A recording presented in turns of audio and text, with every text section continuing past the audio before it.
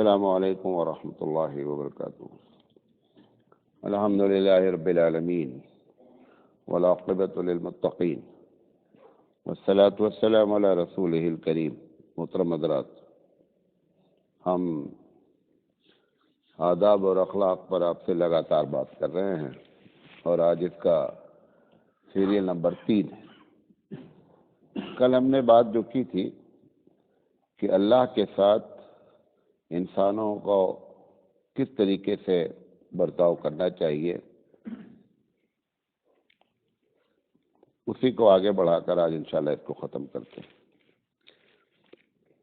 اللہ تعالیٰ نے قرآن کریم میں ایک جگہ نہیں کئی جگہ یہ بات بیان فرمائی ہے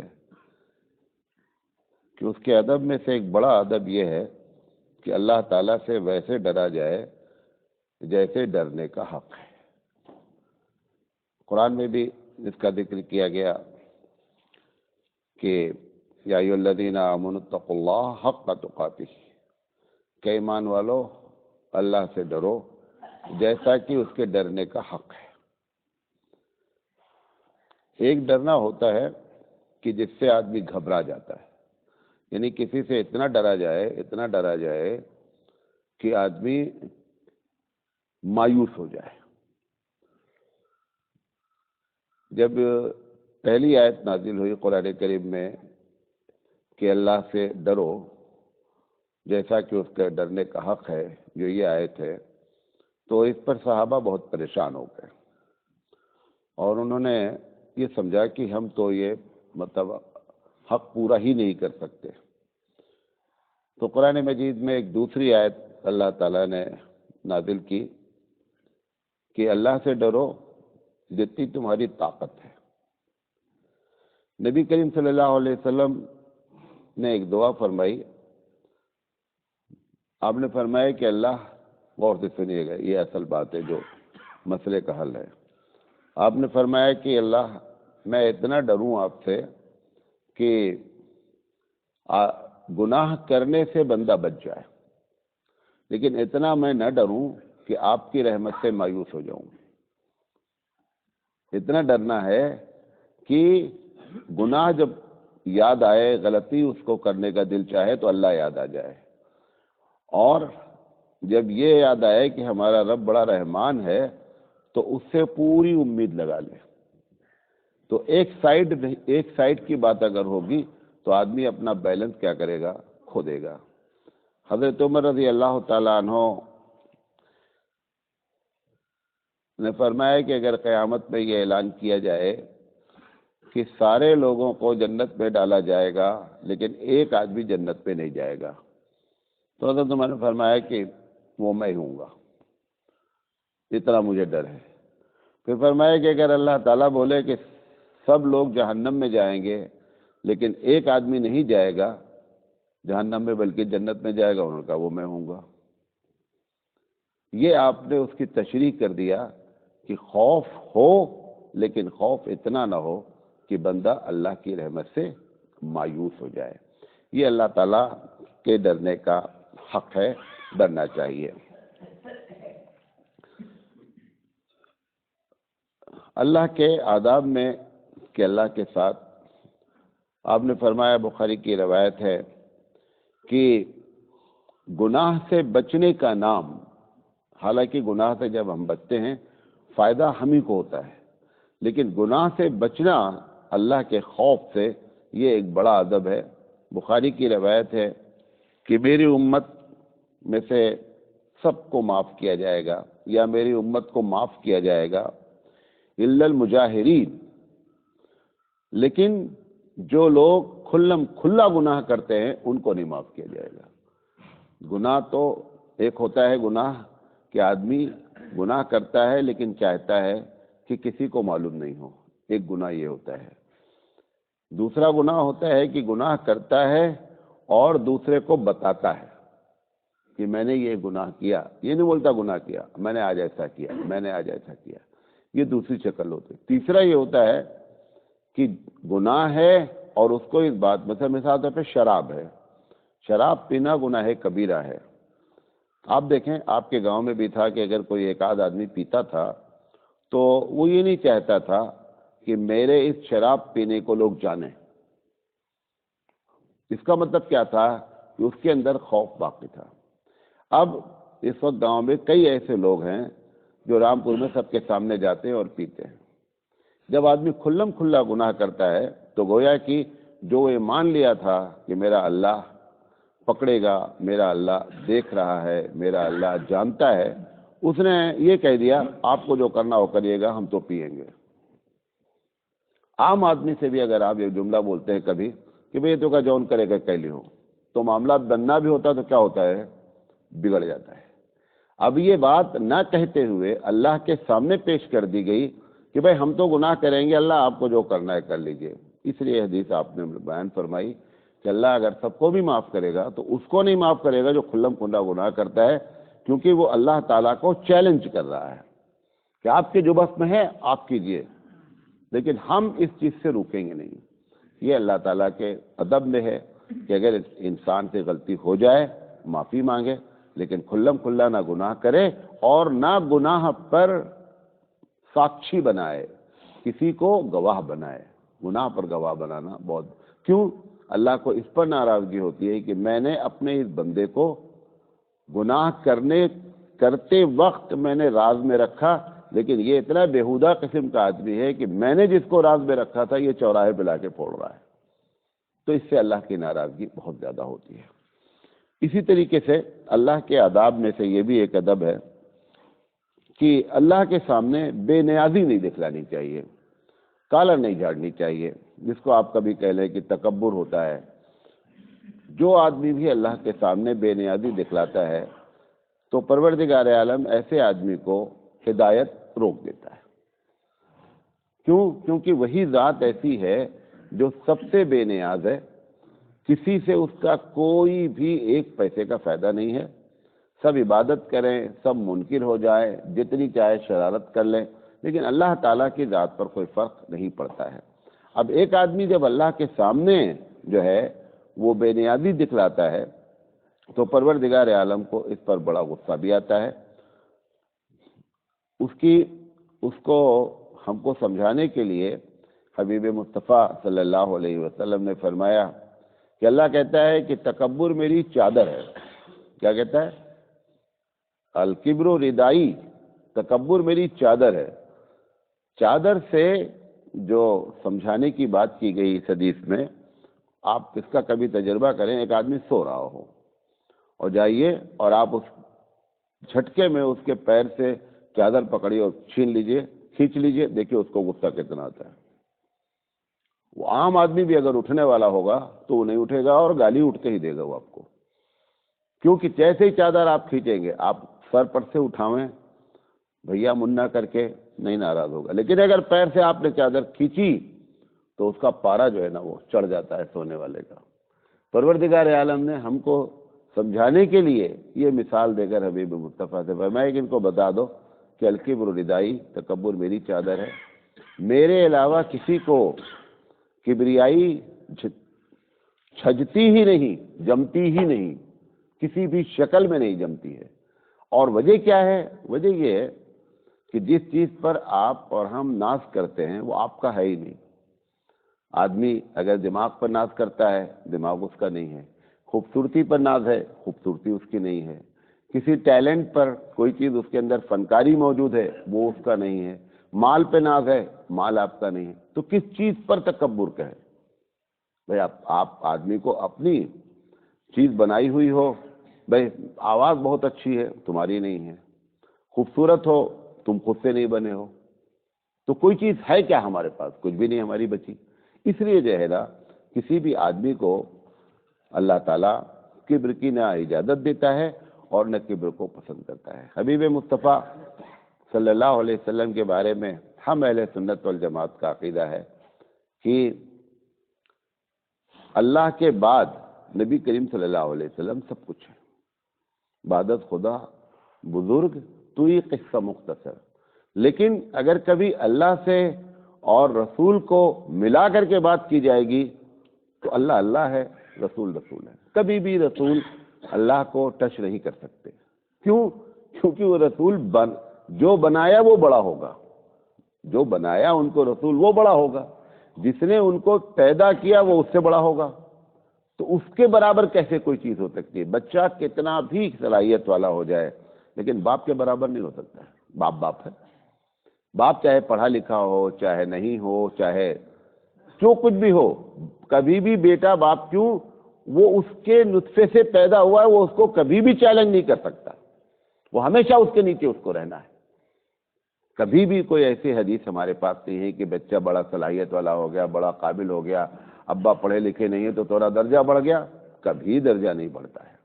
بیٹا بیٹا ہی رہے گا اور باپ کا جو درجہ ہے وہ ہمیشہ اپنی جگہ برقرار رہتا ہے۔ تو یہ اللہ تعالیٰ کے سامنے یا بے نیازی یہ ادب کے خلاف ہے۔ آپ دیکھیں بہت سے لوگ کہتے ہیں بھیا ہم قرآن پڑھتے ہیں، غیر مسلم کہتے ہیں ہم قرآن پڑھتے ہیں۔ سوال یہ ہے کہ قرآن پڑھتے ہیں تو قرآن پڑھنے کی وجہ سے آدمی کو سمجھ میں آ کر کے حق بات قبول کرنا چاہیے۔ بہت سے لوگ ایسے ہیں عرب جو مسلمان نہیں ہیں، قرآن کو ادب کی حیثیت سے پڑھتے ہیں کہ بڑی اچھی کتاب ہے، اس میں بہت اچھا کچھ لکھا ہے، اس کے ساتھ بے نیازی دکھلاتے ہیں کہ مجھے یہ ضرورت نہیں ہے کہ میں اس میں جو لکھا ہے وہ عمل کروں، وہ سمجھوں، نہیں، بہت اچھا لٹریچر ہے، بہت اچھا ادب ہے۔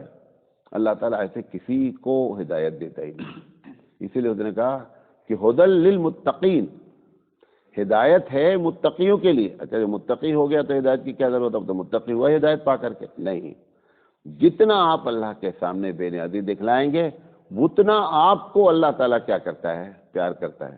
دیکھیے ہماری مائیں، بہت سی مائیں ایسی ہیں جو انگوٹھا ٹیک ہیں، پہلی دوسری پڑھی ہیں، ہے نا، باپ ایسے ہیں، لیکن ماں کے سامنے آپ جب بچے بن کے رہتے ہیں تو خوب پیار کرتی ہے، خوب آپ کے ساتھ اچھا برتاؤ کرتی ہے۔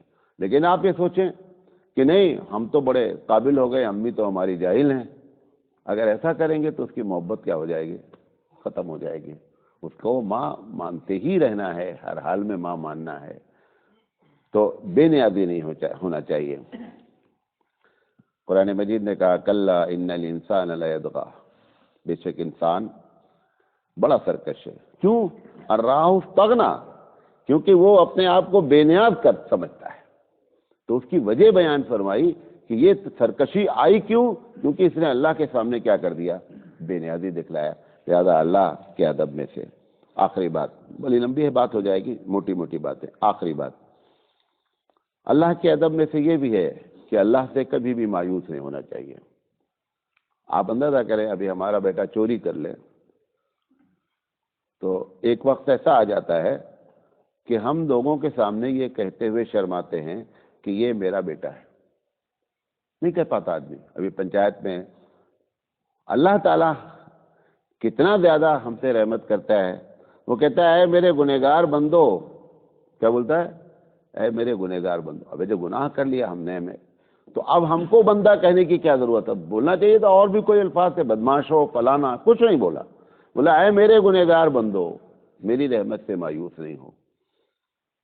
اللہ کے رسول صلی اللہ علیہ وسلم نے اس پر بہت باتیں فرمائی۔ آپ نے فرمایا اسی لیے جب سب سے پہلے دنیا کو پیدا کیا، غور سے سنیے گا، صحیح حدیث ہے، سب سے پہلے دنیا کو پیدا کیا تو اس دنیا میں سب سے پہلے قلم کو پیدا کیا، حدیث ہے۔ قلم سے کہا لکھ، تو اللہ سے قلم نے پوچھا کیا لکھے؟ سب سے پہلا جملہ کیا لکھا جائے؟ بھئی آپ سب سے پہلا جملہ کیا لکھتے ہیں؟ اللہ کے نام سے شروع کرتے ہیں، وہ تو اللہ ہی ہے۔ وہ کہہ رہا ہے قلم سے لکھ، تو قلم نے پوچھا کیا لکھیں اللہ؟ اللہ نے کہا لکھ کہ میری رحمت میرے غصے کے اوپر رہے گی، میں کتنا بھی غصہ رہوں گا تو بھی میری رحمت کیا رہے گی؟ میرے غصے کے اوپر رہے گی۔ اس لیے بندے سے کہتا ہے لا تقنطوا من رحمت اللہ، کہ اللہ کی رحمت سے کبھی مایوس نہیں ہونا۔ یہاں تک اللہ نے اس بات کو اپنے نبی کے ذریعے فرما دیا کہ اگر میرے بندے گناہ نہ کریں تو میں ایسی قوم پیدا کر دوں گا جو گناہ کرے اور پھر میرے سامنے عاجزی سے آ کر کے گڑ گڑائے۔ اس کا یہ مطلب نہیں گناہ کرو۔ اللہ تعالیٰ کو توبہ، اللہ تعالیٰ کو معاف کرنا بہت اچھا لگتا ہے۔ آپ دیکھتے ہیں جو بڑے بڑے مافیا ہیں، لوگ ہیں، ان کو کس چیز سے خوشی ہے؟ 10 آدمی ان کے سامنے بیٹھے رہنا ہے، ان کے پیر چھونا، آ کر کے ان کے بھیا منا کرنا، بہت خوشی ہوتی ہے، ہوتی نہیں ہوتی؟ یہ اللہ تعالیٰ کی سب سے اعلیٰ صفت ہے کہ بندہ جب آ کر اس سے کہتا ہے اللہ غلطی ہو گئی، اتنا خوش ہوتا ہے۔ کیوں؟ آپ اس آدمی کا احترام کرتے ہیں، وہ سامنے موجود ہے۔ اللہ تعالیٰ کو اس بات کی خوشی ہوتی کہ مجھ کو دیکھا نہیں ہے لیکن دیکھو ڈرتا کتنا ہے۔ جب بندہ اللہ کے سامنے جاتا ہے، کہتا ہے اللہ مجھ سے غلطی ہو گئی، اللہ نے تو دیکھا ہے لیکن آپ کو اس بات پر صرف وشواس رکھنا ہے کہ اللہ دیکھ رہا ہے، پروردگار عالم بہت خوش ہوتا ہے۔ روزے کی جو اتنی فضیلت بیان کی گئی، اتنی فضیلت بیان کی گئی، آپ نے اللہ نے فرمایا، حدیث قدسی ہے کہ روزے، ایک بخاری کی روایت ہے کہ الصوم لی وانا اجزی بہ، بعض روایت میں ہے، بعض میں ہے وانا اجزی بہ، کہ روزہ بندے نے میرے لیے رکھا ہے، میں روزے کا بدلہ دوں گا۔ اچھا روزے کا بدلہ تو نماز کا بدلہ کون دے گا؟ اللہ ہی دے گا، لیکن اس نے صرف روزے کی طرف نسبت کی کہ میں روزے کا بدلہ دوں گا۔ مطلب کیوں؟ وجہ کیا ہے؟ کیونکہ ایک لمحے کے لیے اگر اللہ کا خوف ہٹ جائے گا تو روزہ ٹوٹ جائے گا۔ ایک آدمی گرمی میں ہے، جب آپ لوگوں کو گرمی پہ پڑتا ہے اس علاقے میں، عصر کے بعد کیا کیفیت ہوتی ہے؟ بھائی آپ اپنے کمرے میں اکیلے ہیں، کوئی دیکھنے والا نہیں ہے، فریج کھولتے ہیں، پانی کی بوتل کی ٹھنڈک چھلک رہی ہے فریج میں سے، کون روکنے والا ہے؟ کوئی نہیں ہے، پولیس بھی نہیں ہے، راڈار بھی نہیں لگا ہے، کیمرہ بھی نہیں لگا ہے، لیکن آپ اس بوتل اٹھا کر کے گٹ گٹ پیتے نہیں ہیں۔ کیا؟ ہمارا اللہ ہم کو دیکھ رہا ہے۔ اللہ اس سے اتنا خوش ہوتا ہے کہ کوئی نہیں، صرف میری ذات کو سوچ کر کے یہ ایک قطرہ پانی پینے کے لیے تیار نہیں، اور خدا نہ خواستہ وضو کرتے ہوئے اگر ایک قطرہ پانی چلا گیا تو آ کر کے مفتی صاحب سے پوچھتا ہے کہ مفتی صاحب ایسا ہو گیا، اب میں کیا کروں؟ اس خوف کو ہی بنیاد ہے کہ اللہ تعالیٰ نے روزے کا اتنا بڑا درجہ رکھا ہے۔ لہذا کبھی بھی اللہ تعالیٰ کی رحمت سے مایوس نہیں ہونا چاہیے۔ آخری بات کہہ کر کے میں بات ختم۔ یہ بخاری کا واقعہ ہے کہ ایک آدمی نے 100 قتل کیا، 100 قتل کرنے کے بعد اس کو ہوش آیا کہ مجھ سے غلطی ہوئی ہے، تو ایک پیر صاحب تھے، بزرگ کوئی، وہ بنے پیر تھے، جس کو کہتے ہیں ببا گئے ہیں، ویسے تھے وہ ان کے پاس گیا، جا کر بہت سے لوگ ایکٹنگ کرتے رہتے نا، یہ تو بہت پرانی ایکٹنگ ہے، کیونکہ شیطان جس دن سے ہے اسی دن سے شیطانی ایکٹنگ بھی ہے۔ وہ ان سے کہا کہ حضرت میں 99 مرڈر کیا ہوں، لیکن میں بہت اب پریشان ہوں اپنے اللہ کے سامنے، کیسے منہ دکھلاؤں، کیا کروں؟ وہ کہیں کہ تو جعلی پیر تھا، انہوں نے کہا تمہیں شرم نہیں آتی ہے؟ 99 مرڈر کرنے کے بعد توبہ کرنا چاہتے تمہیں شرم نہیں آتی ہے؟ انہوں نے کہا اچھا ایسا کرتے ہیں، سینچری پوری کر دیتے ہیں۔ اس نے اس کو بھی مارا، جو جعلی بابا تھا، جو ببایا تھا، اس کو بھی مارا۔ جب مار دیا اب 100 پورا ہو گیا، اب اس کو اور الجھن، پھر گیا ایک صحیح محلہ والا تھا جو قرآن حدیث جانتا تھا، جو اپنے وقت کی کتاب جانتا تھا، نبی جانتا تھا۔ انہوں نے کہا کہ اللہ تعالیٰ کی رحمت، تمہارے 100 قتل کچھ بھی نہیں ہے، سمندر کے جھاگ کے برابر بھی اگر تمہارے گناہ ہیں تو بھی رب ذوالجلال کی رحمت اس کے اوپر ہے۔ کتب علی نفسہ الرحمہ، کہ اللہ نے اپنے اوپر لازم کیا ہے، کسی کوئی اس کو کوئی چیز لازم نہیں کر سکتا۔ وہ کہتا ہے کتب علی نفسہ الرحمہ، میں نے اپنے اوپر لازم کیا ہے کہ میں لوگوں کے ساتھ رحم کروں گا، شفقت کروں گا، مرسی کروں گا۔ انہوں نے کہا کہ آپ اللہ سے توبہ کریں اور اللہ آپ کی توبہ ضرور قبول کرے گا۔ اگر آپ کو احساس ہو گیا ہے کہ مجھ سے گناہ ہوا ہے، کچھ بھی نہیں ہوا ہے، آپ توبہ کر لیجیے۔ پھر آگے لمبی چوڑی بات ہے، بتانا یہ چاہتا ہوں کہ اللہ کی رحمت سے مایوس نہیں ہونا چاہیے۔ لا تقنطوا من رحمت اللہ، اللہ کی رحمت سے مایوس نہیں ہوں۔ سارے لوگ کہہ رہے تھے کہ یوسف علیہ السلام اب اپنے والد سے نہیں مل سکتے، یوسف کو قتل کر دیا گیا، یوسف علیہ السلام پتہ نہیں لاپتہ ہو گئے۔ لیکن والد محترم کو بیٹے تانا دیے، جن لوگوں نے قتل کرنے کی کوشش کی تھی، کہ آپ انہی کے پیچھے دیوانے ہو جائیں گے، اپنی زندگی برباد کر دیں گے. وہ ہمیشہ امید رکھتے رہے کہ میرا بیٹا مجھے ضرور ملے گا، کبھی مایوس نہیں ہوئے اللہ تعالیٰ کی رحمت سے. نبی کریم صلی اللہ علیہ وسلم غار ثور میں ہیں، 100 اونٹ کا انعام ہے کہ جو نبی کو پکڑ لے گا 100 اونٹ انعام دیا جائے گا. غار ثور میں آپ چھپے ہوئے ہیں. قریش وہاں پہنچ گئے. حضرت ابوبکر صدیق رضی اللہ تعالیٰ عنہ جیسی شخصیت گھبرا گئی. کہا کہ اللہ کے رسول اگر یہ جو غار ہے اگر یہ اپنے نیچے بھی پیر اٹھا کر اپنے پیر کی طرف بھی دیکھیں تو ہم نظر آ جائیں گے. حضور صلی اللہ علیہ وسلم کتنے اطمینان سے کہتے ہیں کہ لا تحزن ان اللہ معنا، گھبراؤ نہیں ابوبکر، اپنے ساتھ اللہ ہے. جب سب لوگ سمجھ گئے کہ سمجھ رہے ہیں، ابوبکر جیسی شخصیت سمجھ رہی ہے کہ اب بچنے کی امید کم ہے، ایسے وقت پر نبی اتنے اونچے پیمانے پر ہے، کہہ رہا ہے لا تحزن، گھبراؤ نہیں جی، غم نہیں کرو، اللہ ہمارے ساتھ ہے. حضرت موسیٰ علیہ السلام رات میں نکلے اپنی قوم کو لے کر کے، راستہ بیچارے بھول گئے. صبح جب پاؤں پھٹی تو دیکھا سامنے سمندر ہے، راستہ ہی غلط چلے آئے ہیں. پیچھے گھوم کے دیکھا تو فرعون پورے لاؤ لشکر کے ساتھ آیا ہوا ہے تباہ کرنے کے لیے کہ برباد کر دیں گے. جب پیچھے پلٹے تو فرعون ہے، سامنے سمندر ہے، کہیں بھاگ نہیں سکتے ہیں. قوم نے کہا موسیٰ مروا دیا تم نے. موسیٰ علیہ السلام رسول ہیں، کہا ان معی ربی سیہدین، میرے ساتھ میرا اللہ ہے ان قریب. حالانکہ اب چند منٹ کی بات ہے، اگر چند منٹ میں کچھ نہیں ہوا تو سارے کے سارے لوگ مار دیے جائیں گے. موسیٰ علیہ السلام اور تمام ان کی قوم ایسے وقت پر دیکھیے کتنی اللہ کی رحمت سے امید ہے کہ ان معی ربی سیہدین، کہ میرے ساتھ میرا رب ہے، ان قریب ہم لوگوں کو بتائے گا کہ کیا کرنا ہے. اور پھر آپ لوگ جانتے ہیں کہ موسیٰ علیہ السلام نے لاٹھی ماری اور راستہ بن گیا.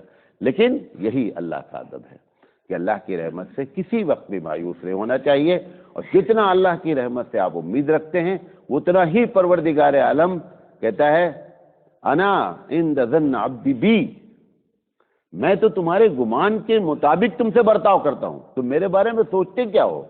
جو سوچتے ہو میں اس سے زیادہ ہوں. لہذا یہ اللہ کے ادب میں سے ادب ہے کہ اللہ تعالیٰ سے کبھی بھی مایوس نہیں ہو جائے. حالات کتنے بھی خراب ہوں، معاملات کتنے بھی خراب ہوں، معاشی حالت خراب ہو، خوف ہو، اللہ سے امید خوب رکھیں. اور اللہ سے امید بس صرف کیا ہے؟ امید جتانی ہے تدبیر کے ساتھ، تدبیر اختیار کرتے رہیں اور اپنے رب ذوالجلال پر بھروسہ رکھیں. سارا مسئلہ انشاءاللہ حل ہوتا رہے گا. یہ اس کے آداب میں سے ہیں، انشاءاللہ زندگی آگے بات کریں گے. وآخر دعوانا الحمدللہ رب العالمین.